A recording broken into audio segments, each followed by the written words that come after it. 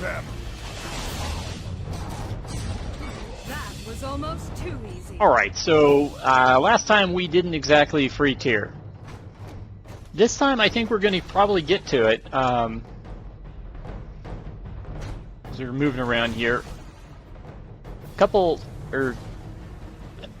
This hadn't really changed from last time, but I found the updated graphics versions of this game and its successor on Steam for the computer, and I have to say they did a really nice job sort of making things easier to see and follow in the game. Particularly the 3D character models are much better.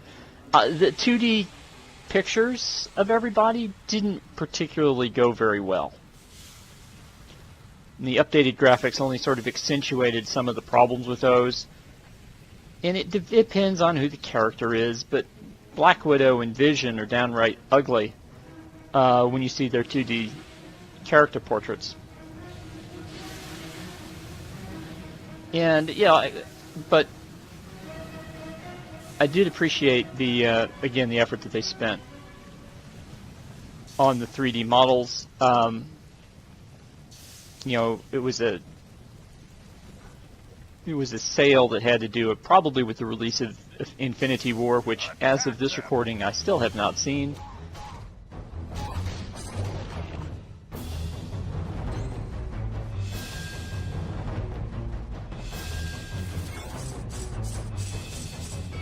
But we're going to keep running around looking for answers here.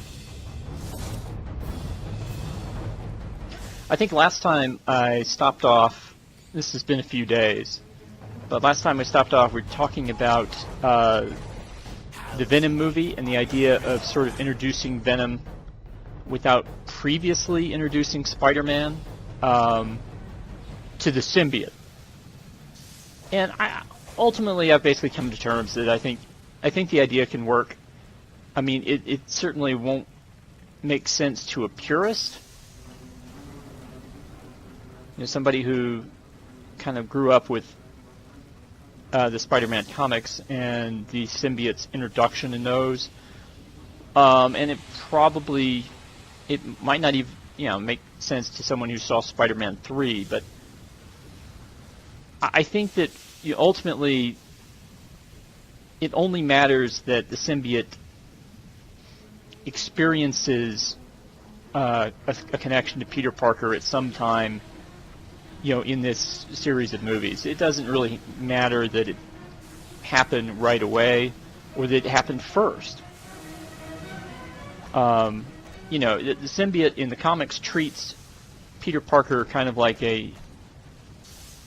as a jilted lover would. I mean, Peter Parker, with his spider powers,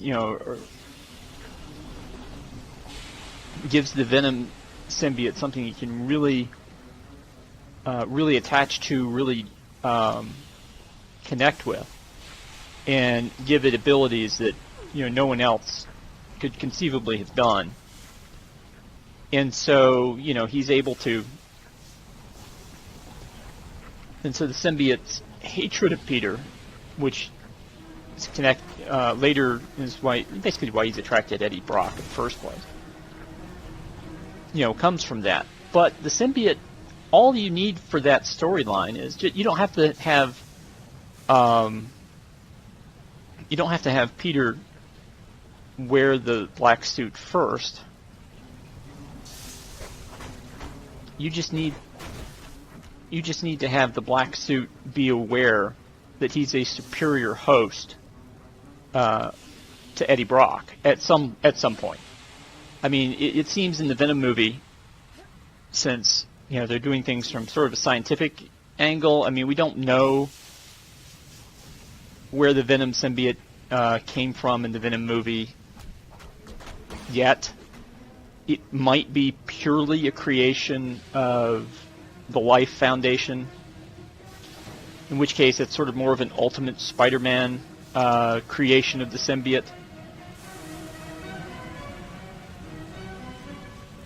And it should be remembered that in Ultimate Spider-Man, the symbiote was divided. And so Peter was the first to be exposed to the symbiote, but the part of the symbiote that Eddie Brock was exposed to, at least at first, had no connection to Peter Parker. You know, other than the fact that, you know, Richard Parker and Eddie Brock's dad had built the thing.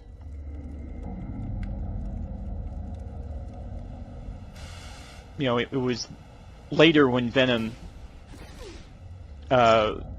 completes the suit by absorbing the part that actually had joined with Peter Parker and Peter had tried to dispose of.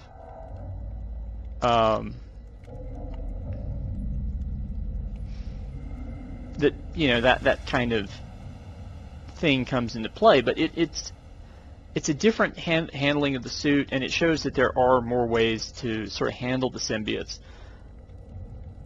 than just the way we'd want. And yeah, we did just douse all the lava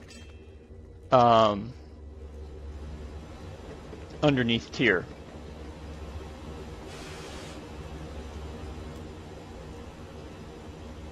Yes.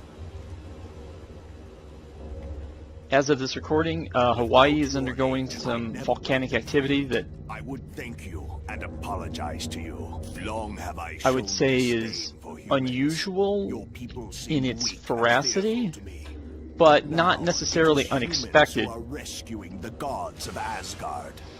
You have given where Hawaii is and what its geography looks like. Allow me to create this portal to aid you in your travels. Yeah, the lava is the only thing that really to see what can be done to save made me until we meet again. think of that. But yeah, no, I'll be very excited. I'll be very interested in the Venom movie. And I believe as we free Balder here. Foolish humans. You may have freed Tyr and Heimdall, but you'll not save Balder. I'll see him die before I let him go.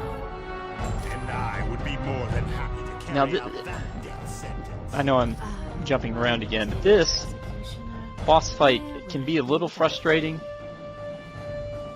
I believe because the Enchantress can kiss characters and cause them to cease their interest in fighting her. So distance attacks are, you know, at a premium here. Also, being female characters is helpful. Although I could be wrong about that. I don't remember exactly. Maybe we'll see it in the fight here. Let me destroy them. Not so fast, my pet. Let us destroy them together. Prepare for your destruction. Okay, I take it back. Being female is not going to help.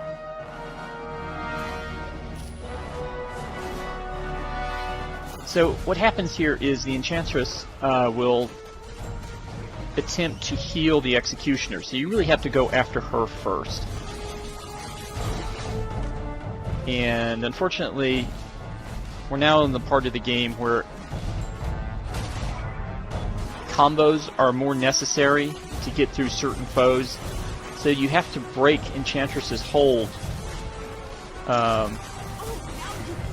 She's not very, she's not very tough. I mean, she doesn't carry a lot of health, but at this point I've also leveled up Spider-Man's web bullets. So they're pretty, they're pretty useful. I find that Spider-Man's web bullets and Iron Man's, not his plasma bolts, but his, I forget what the secondary, I forget what that other attack he's got is. Well done, my friend. You have defeated the Enchantress and the Executioner. I would have not thought it possible. I can still stand, so I am well enough to begin the fight anew. But Let Loki beware, for he has now truly earned my wrath. Will not be an he's got a but I will rally the gods. he's got a projectile attack that Shackle the beloved city can of actually Asgard. reflect off walls. I thank you again, humans. And if you level that up all the way, that's pretty ridiculous. Onward to battle. When I was playing through this part in my new, I guess HD I don't know if that's not the right word, but the upgrade that it got for PC, Xbox One, and PS4. I was basically trying to level up Black Panther at this point, and unfortunately Black Panther is a very melee-based character, so that fight was harder for me that time around because I was kind of forced to use a character who wasn't necessarily suited I doubt he's in trouble. for that area. Just to be sure, your next mission is to go to Niflheim to see if Odin needs help. For more information on helping Odin, talk to Lady Sif. If you want to leave right now, take the well to Niflheim. So now we have to go pursue Odin, who's on the Frost Giant world, because we know what Doctor Doom's plan is here. We know he's planning to steal Odin's power with use of the Twilight Sword. I would warn you to be careful in Niflheim. It is populated mostly by But, frost giants. But you might also meet up with Vola. She is a prophetess who is quite adept at predicting. It's funny how we're like not in any hurry, and they're like, "Oh no, Odin probably doesn't need you, but yeah, go check on him anyway," kind of thing. The towering Just- peak is a focal point of Asgardian powers. It could be. Rumor has it a sorcerer of his powers could perform some incredible magic there. It was my pleasure.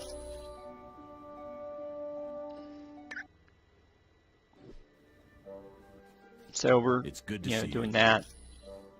Thanks to your having freed the gods, the situation is slowly coming under control. Most definitely. There were quite a few gods who had been on Earth that were able to return through Bifrost and help in the battle to retake Asgard. Only a madman would attempt something like that. Odin's the single most powerful god in Asgard.